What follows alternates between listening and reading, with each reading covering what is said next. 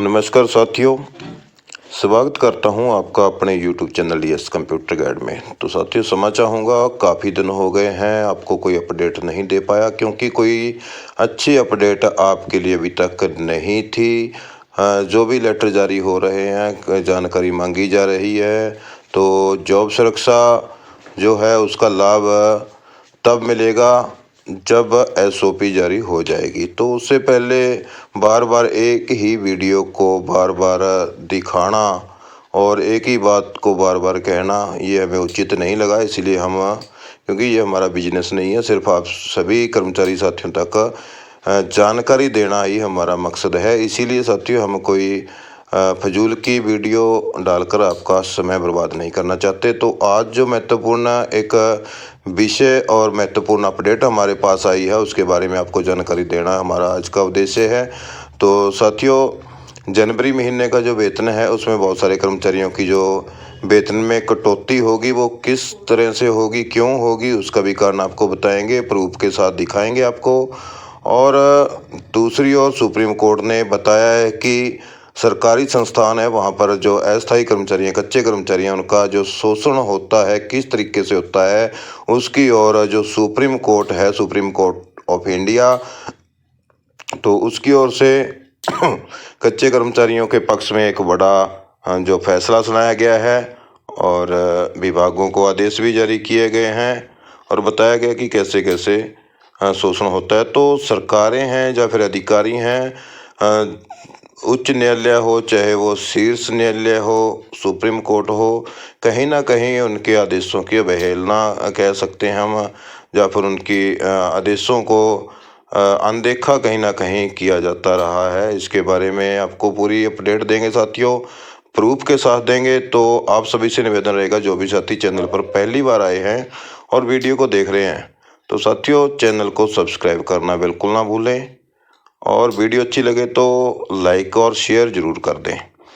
तो सबसे पहले तो आपको दिखा देते हैं साथियों, वेतन में कटौती कैसे होगी। यहाँ पर साथियों आप देख सकते हैं, ये लेटर है HKRN जनरल आउटसोर्सिंग कर्मचारियों द्वारा जनवरी 2025 के दौरान देय अवकाश से अधिक अवकाश का लाभ लेने बारे। यहाँ पर स्पष्ट किया गया है साथियों,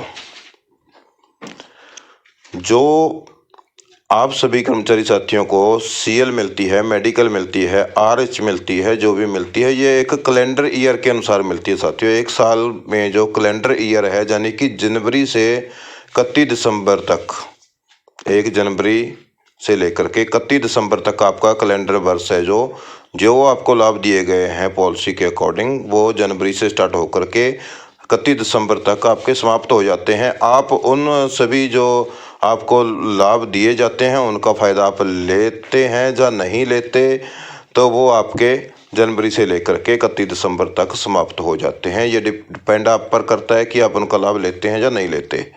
तो वो आपका अधिकार है, आप उन 12 महीनों के अंदर वो आप लाभ ले सकते हैं। तो यहाँ पर जैसे आपको 10 CL मिलती हैं, 10 मेडिकल मिलती हैं, तो वो आप उन 12 महीनों के अंदर अंदर ही ले सकते हैं। ऐसा नहीं है कि आप इकट्ठे कर लें आपकी CL मेडिकल और आप कहें कि दिसंबर तक हमने छुट्टी नहीं ली, जनवरी में अगले साल में जाकर के हम पीछे वाली छुट्टियां ले लें। तो कई अधिकारी भी इससे अनजान हैं, तो उन्हीं की अज्ञानता और बहुत सारे जो डीलिंग बने हुए हैं कर्मचारी, चाहे वो क्लर्क हैं, चाहे वो स्टेनो हैं, कई अधिकारी भी हैं, तो उनकी अज्ञानता के कारण कर्मचारियों को इसका खमियाजा भुगतना पड़ेगा। तो जो पीछे किसी कर्मचारी की CL या मेडिकल बची पड़ी थी, तो उन्होंने ये समझा कि इन कर्मचारियों को जो है फाइनेंशियल ईयर के हिसाब से CL मेडिकल मिलती होंगी। तो फाइनेंशियल ईयर क्या होता है साथियों, 1 अप्रैल से लेकर के 31 मार्च तक फाइनेंशियल ईयर बनता है। तो उसके अकॉर्डिंग उन अधिकारियों ने HKRN कर्मचारियों को जनवरी में पीछे वाली छुट्टियां दे दी हैं। तो जो कि देय नहीं बनती हैं, तो जनवरी में क्या होता है कि साथियों, एक मंथ में 1 CL और 1 ही मेडिकल आप ले सकते हो, क्योंकि पीछे आपकी पीछे वाली कोई भी छुट्टियां काउंट नहीं हो सकती। जनवरी से नया साल स्टार्ट हो जाता है, तो कैलेंडर वर्ष, तो कैलेंडर वर्ष में ही आपको वो लाभ मिल सकता है। इसलिए आपकी कोई पीछे की किसी प्रकार की देय अवकाश नहीं मिल सकता। इसीलिए जनवरी महीने में एक ही जो आपकी सीएल है वो मिल सकती है, एक ही मेडिकल मिल सकती है। बहुत से अधिकारियों ने कुछ कर्मचारियों को पीछे की छुट्टियों का लाभ दे दिया, लेकिन पोर्टल वहाँ पर वो जो है आपकी सीएल मेडिकल नहीं उठा रहा, तो जिसके कारण उसकी वहाँ पर अब्सेंट मानी जाएगी और उसके वेतन में कटौती होगी। इसका सबूत आपको दिखा देते हैं साथियों। यहाँ पर लिखा हुआ है उपरोक्त विषय पर deployment of contractual person policy 2022 व ऑनलाइन अटेंडेंस सिस्टम के माध्यम से जो आपको लिखा जाता है कि दिनांक 1/1/25 से नया कैलेंडर वर्ष शुरू हो चुका है, जिस संबंध में आपको अवगत करवाया जाता है कि जनवरी 2025 में सभी एचकेआरएन कर्मचारियों की केवल एक दिन का कैजुअल लीव या फिर एक दिन की जो आपकी मेडिकल लीव है, सिक लीव, बीमारी की छुट्टी कह सकते हैं, आरएच है जो, वो भी एक देय बनती है। अतः जिन कर्मचारियों ने जनवरी 2025 के दौरान एक दिन से अधिक कैजुअल लीव, मेडिकल लीव या आरएच का लाभ ले लिया है, वह पोर्टल द्वारा मान्य नहीं किया गया है, जो कि अनुपस्थिति अवधि में काउंट हो गया है। क्यों अब अनुपस्थिति साथियों अब्सेंट अवधि में काउंट हो गया है। तदनुसार संबंधित कर्मचारियों के वेतन में कटौती की गई है। तो ये यहाँ पर जिसने भी एक से ज़्यादा सीएल ले ली है या एक से ज़्यादा मेडिकल ले ली है जनवरी में, तो एक से ज़्यादा की वो छुट्टी आपकी अब्सेंट में काउंट होगी, तो आपकी सैलरी कटेगी साथियों।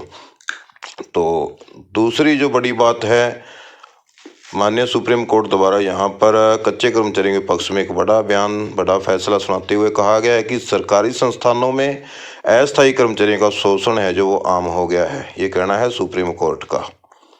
तो कैसे शोषण होता है, सुप्रीम कोर्ट ने खुद ही इसके जो है 5 तरीके बताए हैं।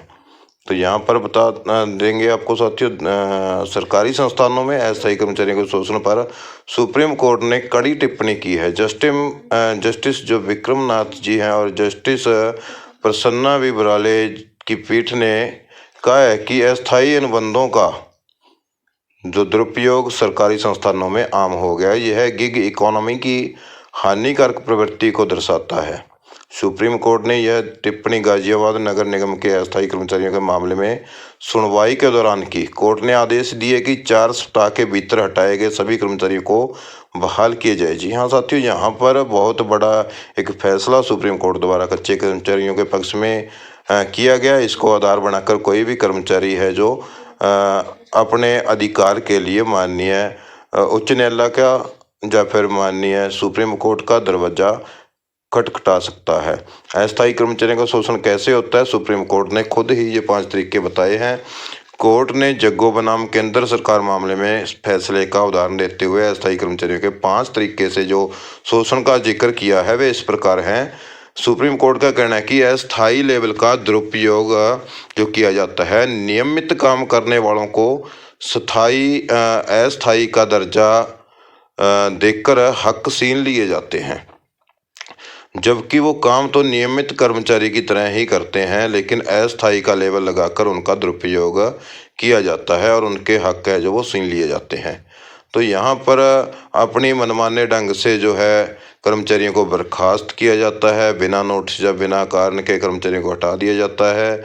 और तीसरा पॉइंट जहाँ पर माननीय सुप्रीम कोर्ट द्वारा कहा गया, कैरियर जो प्रगति है उसमें बाधा होती है, उनका कैरियर आगे नहीं बढ़ पाता, उनको कोई पदोन्नति का लाभ नहीं मिलता, वेतन वृद्धि के अवसर नहीं मिल पाते और वो अस्थायी कर्मचारी ही रहते हैं। तो आउटसोर्सिंग का सहारा जहाँ पर अस्थायी कर्मचारियों को हटाने के लिए लिया जाता है।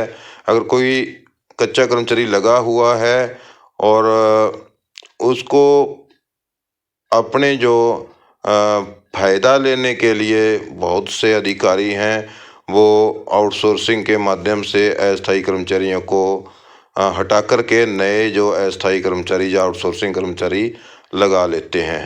तो बुनियादी अधिकारियों से भी जो वंचित कर देते हैं। पेंशन है जैसे भविष्य निधि यानी कि ईपीएफ है, स्वास्थ्य बीमा योजना है, ऐसे बहुत सारे लाभों से जो कच्चे कर्मचारियों को वंचित रखा जाता है, ये कहना है माननीय सुप्रीम कोर्ट का। तो साथियों, इन सभी जानकारियां आपके लिए आपके पास होना बहुत ज़रूरी है। एक तो आपका जो कैलेंडर ईयर के अनुसार आपका जो भी एचकेआरएन में लाभ मिलना चाहिए वो आपको कैलेंडर ईयर के अनुसार ही मिलता है। और इसमें ये किसी के मन में होता है कि हमारा भी फाइनेंशियल ईयर के हिसाब से हमें लाभ मिलेगा। फाइनेंशियल ईयर साथियों 31 दिसंबर तक जो है वो आपका ख़त्म हो जाता है जो कैलेंडर ईयर है। तो फाइनेंशियल ईयर जो 1 अप्रैल से 31 मार्च तक होता है और जो कैलेंडर ईयर है वो आपका जनवरी से दिसंबर तक होता है। तो सारे जो आपके लाभ बेनिफिट आपको मिलते हैं वो आप अपना जनवरी से लेकर के दिसंबर तक अपने पूरे कर सकते हो। जैसे कि सीएल मेडिकल जो भी आपकी बनती हैं वो आप अपना जनवरी से लेकर के दिसंबर तक अपनी पूरी ले सकते हैं। उसके बाद नया साल जैसे जनवरी स्टार्ट होता है तो जनवरी में आगे वाले साल के जो अपना बेनिफिट है वो स्टार्ट हो जाते हैं। तो इन चीज़ों को आप ध्यान रखें और अपने सारे डॉक्यूमेंट तैयार रखें साथियों, जो भी जॉब सिक्योरिटी में आने वाले साथी हैं।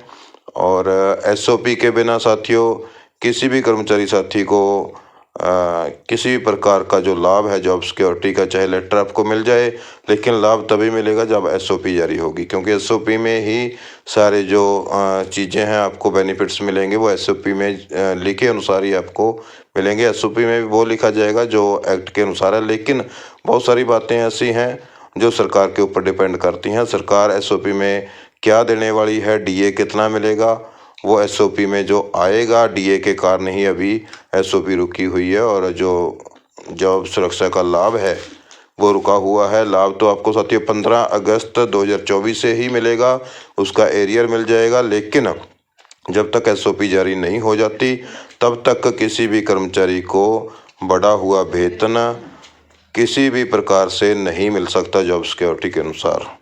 तो साथियों ये थी अभी तक की हमारे पास जो अपडेट आई थी। तो आगे जैसे ही कोई अपडेट आएगी, सही व सटीक जानकारी आएगी, आप तक पहुंचाने का प्रयास करते रहेंगे। तो जब भी कोई हमारी नोटिफिकेशन आती है, हमारे पास अपडेट आती है, तो उसके लिए आप बेल आइकन को ज़रूर दबा दें ताकि कोई भी अपडेट की नोटिफिकेशन आप तक जानकारी है जो पहुंच जाए साथियों। वीडियो को आपने अंत तक देखा, बहुत बहुत धन्यवाद साथियों। जय हिंद, जय भारत।